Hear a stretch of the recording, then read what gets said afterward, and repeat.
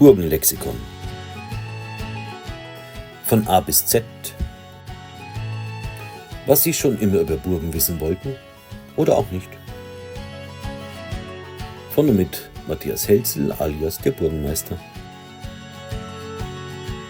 R wie Rondell.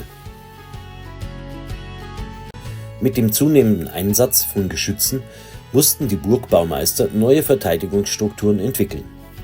Zu Beginn des 16. Jahrhunderts entstanden bei zahlreichen Burgen die sogenannten Rondelle, runde, teilweise halbrunde, niedrige Wehrtürme, selten in eckiger Form, die eine bessere Verteidigung ermöglichten. Die anstelle der hohen Geschütztürme errichteten Rondelle waren niedrig gebaut und ragten meist nur wenig über die übrigen Wehrmauern hinaus. Diese Bauweise erleichterte das Nachladen der Vorderladergeschütze und bot gleichzeitig einen besseren Schutz vor gegnerischem Beschuss. Beispiel eines mehrgeschossigen Geschützturms der Burg Kürnberg in der Oberpfalz. Beispiel eines großen Rondells an der Burg Hohenlandsberg mit ca. 15 Meter Durchmesser. Bei den frühen Geschütz- und Batterietürmen war der Raum oft begrenzt und es konnten nur wenige Geschütze untergebracht werden. Die Rondelle hingegen boten durch ihre offene Bauweise und ihren großen Durchmesser Platz für mehrere Geschütze. Diese Bauweise ermöglichte eine effizientere Verteidigung. Manche Rondelle hatten einen Durchmesser von bis zu 30 Metern und Mauerstärken von bis zu 9 Metern, was sie äußerst widerstandsfähig gegen Beschuss machte.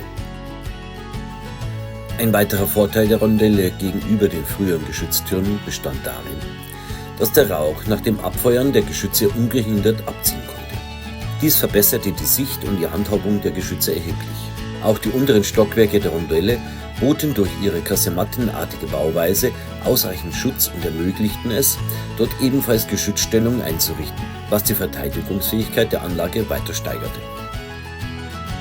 Teilweise waren die Außenmauern der Rondelle bereits angeschrägt, was den Burgen einen zunehmend festungsartigen Charakter verlieh.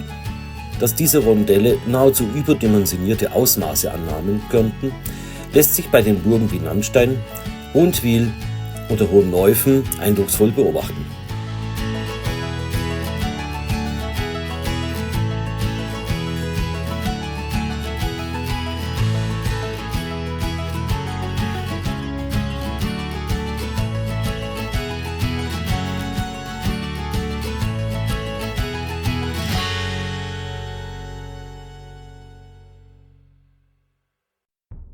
Ein Beispiel einer umgebauten bzw. neu gebauten Burg mit Rondellen ist die Burg Hohenlandsberg im Steigerwald in Bayern.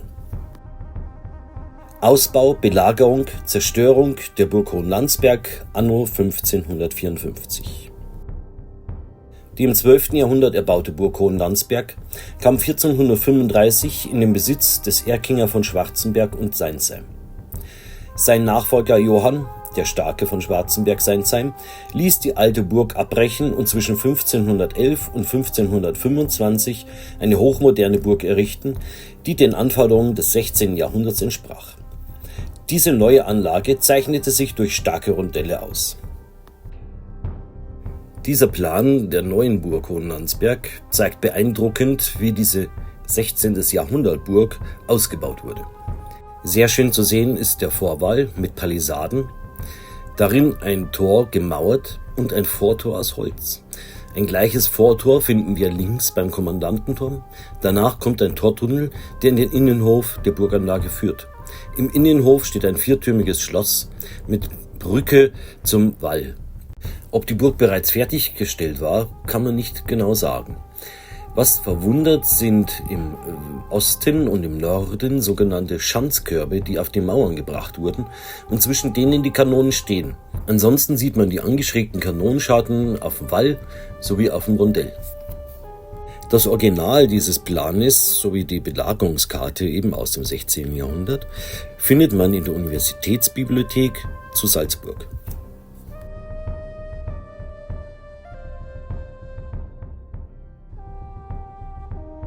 Markgraf Albrecht Alkibiades von Brandenburg-Bayreuth nutzte 1546 die Gelegenheit, während des Schmalkaldischen Krieges Nach der Niederlage des Schmalkaldischen Bundes, bei der auch Johann von Schwarzenberg in die Reichsacht geriet, die Herrschaft sowie die starke Burg Hohenlandsberg zu besetzen.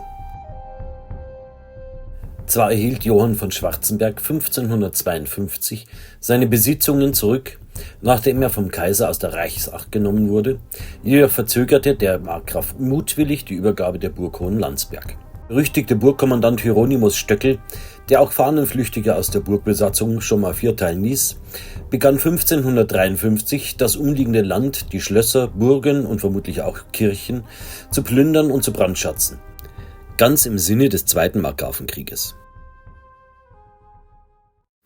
Es kam, wie es kommen musste. Im April 1554 zogen Truppen von Nürnberg unter Kommandant Schirmer vor der Burg auf, um dem markgräflichen Raubnest ein Ende zu bereiten.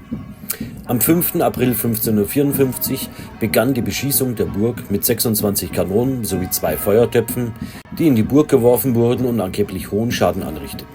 Es wird berichtet, dass täglich 708 Kanonenschüsse auf die Burg abgegeben wurden. Es folgt nun die Zeichnung der Belagerung der Burg Hohenlandsberg, wo ersichtlich ist, wo das Landsknechtlager der Nürnberger war, die Kanonenstellungen, die Feuertöpfe und der Proviantplatz. Das Original von 1554 liegt in der Universitätsbibliothek zu Salzburg.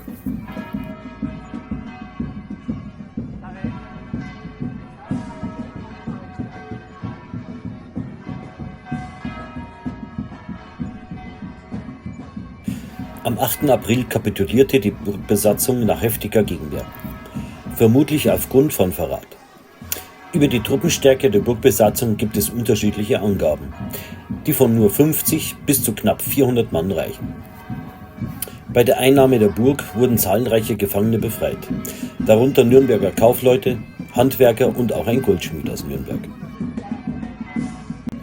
Aus der Burg wurden insgesamt 273 Zentner Fleisch, zahlreiche Fässer Frankenwein, 61 Geschütze und 2 Mörser nach Nürnberg verbracht.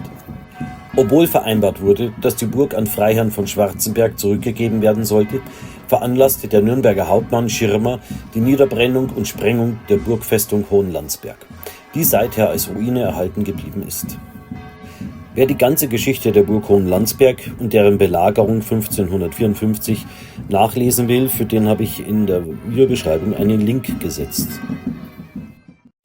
Dies zeigt, dass selbst starke Befestigungen einer wehrtechnisch aufgewerteten Burg einer gezielten Belagerung und Einnahme durch gut organisierte Truppen nicht verhindern konnten.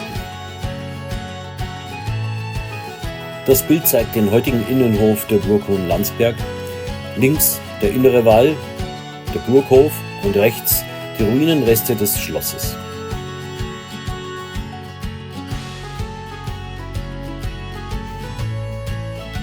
Ich bedanke mich für das Schauen des Videos und ich hoffe, ich konnte Ihnen etwas Burgengeschichte, Burgenwissen näher bringen. Ihr Matthias Helzel, alias der Burgenmeister.